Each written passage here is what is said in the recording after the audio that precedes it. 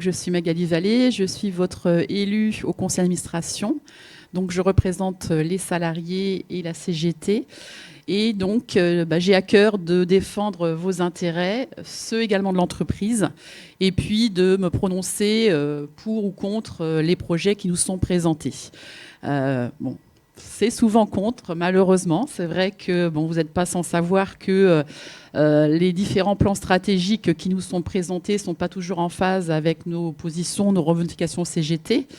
Je vais vous parler peut-être de la stratégie, mais comment est-ce qu'on en est arrivé là? Parce que je me suis questionnée en disant qu'est-ce que j'allais vous dire, comment j'allais présenter les choses.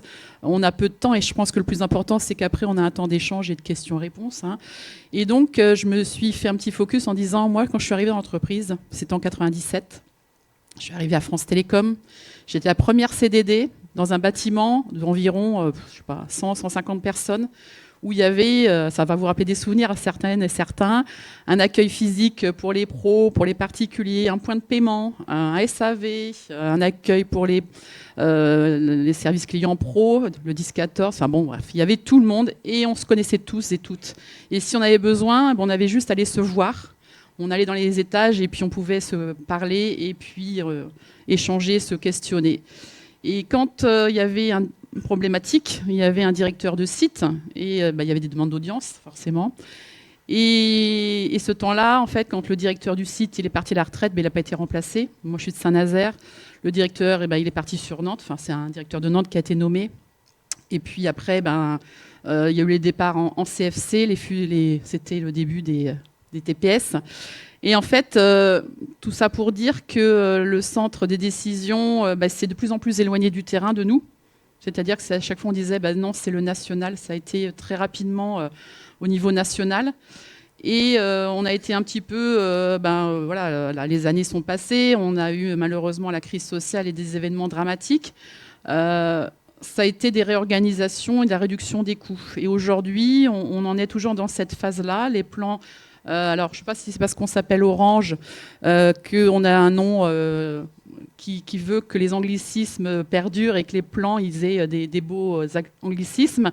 Mais en fait, cette stratégie de réduction de coûts, elle perdure dans le temps et c'est une accumulation et malheureusement, ce sont les salariés, c'est au détriment des salariés. Aujourd'hui, alors j'ai pris, parce que je la connais, la stratégie, mais je me suis dit, je vais vous rappeler quelques petits chiffres, mais rapidement, parce qu'en fait... c'est pas le plus important, mais on est un groupe avec un chiffre d'affaires en 2022 de 43,5 milliards, avec 136 000 salariés. Nous sommes présents dans 26 pays en Europe, en Afrique, au Moyen-Orient, et nous avons 287 millions, dont 241 mobiles, haut débit 24,3 et puis 13 sur le FTTH. Ce nouveau plan stratégique qui a été mis en place l'année dernière, au mois de février, donc vous savez, après la dissociation des fonctions, donc avec la nouvelle directrice générale et le président. Donc moi, quand je siège dans cette instance, je suis toute seule, je ne suis pas comme certaines d'entre vous en délégation.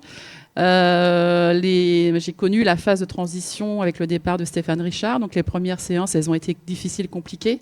Une nouvelle instance à appréhender, et puis...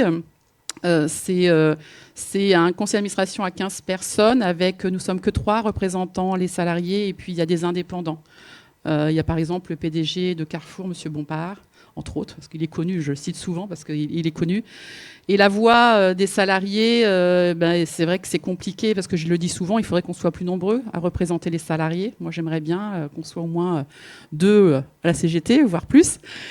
Pour porter nos idées, parce qu'en fait, on me le dit souvent, qu'il est important qu'on confronte nos idées, parce que les indépendants, souvent, ce sont des PDG, et puis ils amènent leurs idées, mais en tous les cas, moi, j'ai à cœur de faire porter tout ce qui se passe sur le terrain, tout ce que vous pouvez nous faire remonter, le vécu des salariés, et puis pour essayer qu'on en prenne connaissance, parce que moi, dans cette instance, c'est un autre monde, vous imaginez bien.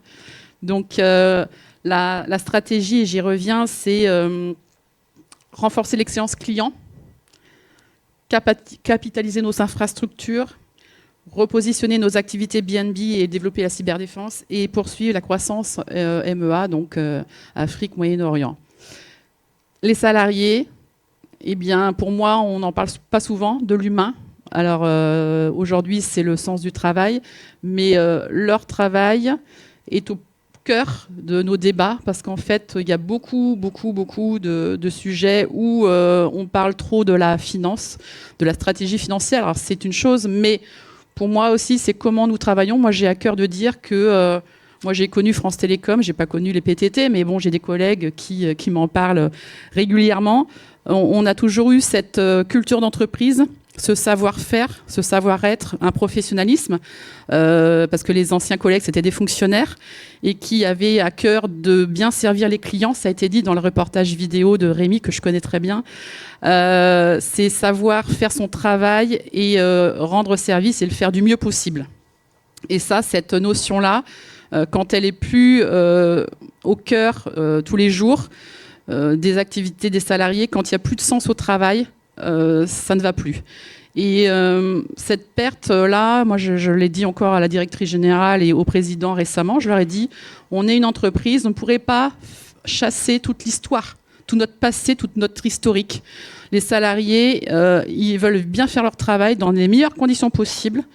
On ne peut pas devenir une start-up, on ne peut pas considérer qu'on est... effectivement, il faut peut-être transformer. Moi, j'entends des mots de transformation, rationalisation. Enfin, c'est des termes... Et en fait, il faudrait peut-être redonner du sens sur le terrain, parce qu'en fait, des grands mots, des grands termes, ça ne suffit pas. Et aujourd'hui, dans des activités qui sont vraiment...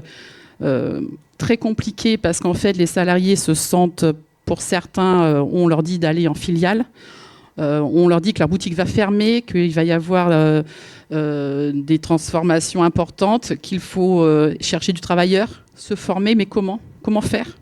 Donc il y a beaucoup de questions qui sont posées, donc la sous-traitance, la filialisation, et je ne pense pas que ce soit la solution, parce qu'en fait, les salariés, ils veulent travailler dans les meilleures conditions, ils veulent garder leur emploi et on travaille tous de la même manière. À travail égal, salaire égal, c'est déjà quelque chose qui est déjà ancien. Mais je crois que je vais m'en arrêter là, parce que je ne sais pas combien de temps j'en suis. Mais si tu as des choses à dire, il faut que tu le dises. Oui, mais pour autant, je pense que ça, c'est des notions que vous connaissez déjà, mais qu'on peut creuser. Daniel peut-être en parlera dans le terme peut-être plus générique.